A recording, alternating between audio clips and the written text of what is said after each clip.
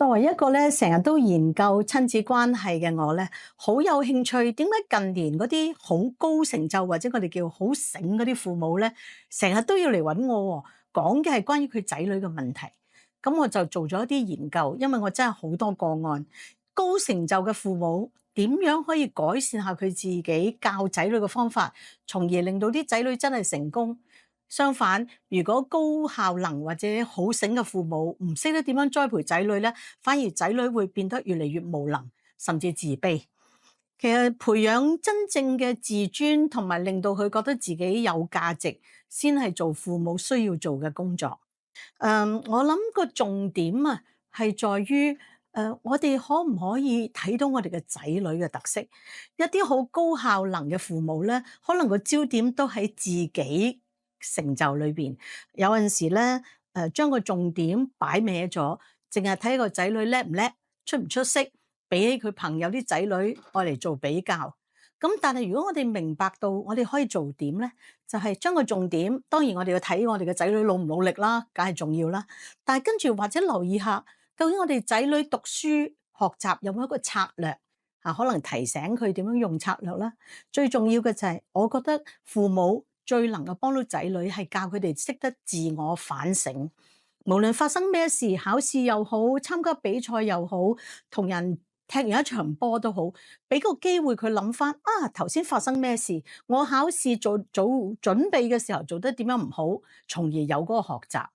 其實醒嘅父母咧，最需要唔係逼仔女成為自己嘅影子，而係將自己嘅智慧去教導仔女點樣去諗嘢。除咗咁，嗰啲好醒嘅父母咧，好多時淨係俾最醒嗰面啲仔女睇，反而調轉我會教你咧，刻意示弱，俾你自己脆弱嗰一面，你嘅仔女睇到，唔好樣嘢你都好搞得掂啦，因為你咁勁咁醒，咩都搞得掂，反而令到你嘅仔女自卑。有冇試過講以下四個字啊？就係我唔知道啊，或者三個字我唔識啊。其實如果父母呢個咁醒嘅人都願意喺仔女面前表現自己唔識同埋唔知咧，其實俾咗個空間你嘅仔女。唔需要再扮晒嘢咯，喺父母面前假裝自己乜都曉。如果你問我今時最煩嘅問題係咩？就係好多仔女咧對住父母係一個面孔，對住出邊嘅人，甚至對住輔導我咧，都係另外一個面孔嘅。第三樣嘢咧，醒嘅父母咧，我覺得好多時就好自然就跳入咗一個模式，叫咩啊？解決問題。仔女有任何問題，無論交友、學習、男女朋友自己有啲迷惘咧，佢就跳入嚟啦，就去幫佢解決。諗唔到就係當父母成日都係做咗呢個角色咧，你攞走咗你嘅仔女思考嘅能力，更加慘咧就係仔女慢慢就覺得，咦，我係咪要俾個 model answer 叫咩啊？標準答案嚟符合我父母嘅要求。當咁樣做嘅時候，仔女好大壓力，因為人生裏邊其實好多嘢佢未有答案。如果佢覺得自己俾唔到標準答案，我呢個好醒嘅父母，佢就會自卑啦。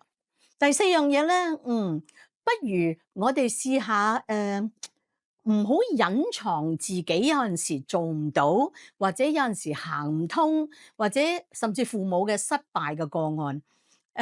誠實係家庭最重要一個元素，因為誠實就會令到小朋友覺得安全，佢講出自己嘅情況，唔覺得俾家人取笑，更加覺得父母會關愛自己。慢慢咧，佢就會可以表現出佢嘅真正嘅困局，然後得到父母嘅照顧。最後一點啦，如果可以嘅，就係停止將子女嘅行為等同咗佢個人嘅價值。嗱，呢個好重要。我教自尊創高峰呢個課程裏邊咧，擺咗好多篇幅喺呢一樣嘢。不過我好希望簡單啲講俾你聽。如果我哋每一次淨係睇到仔女嘅成績，而睇唔到我哋仔女喺成個過程嘅努力，甚至當佢面對失敗嗰陣時，佢嘅折磨、佢嘅掙扎，慢慢地咧，我哋就會同我哋嘅仔女建立咗一埲牆。我哋需要嘅係強調作為父母，我哋嘅支持同埋開放嘅態度。最重要嘅，我哋目的係想點啊？我哋嘅仔女可以從所有生命中嘅不如意或者不順利，甚至失敗之中學到嘢。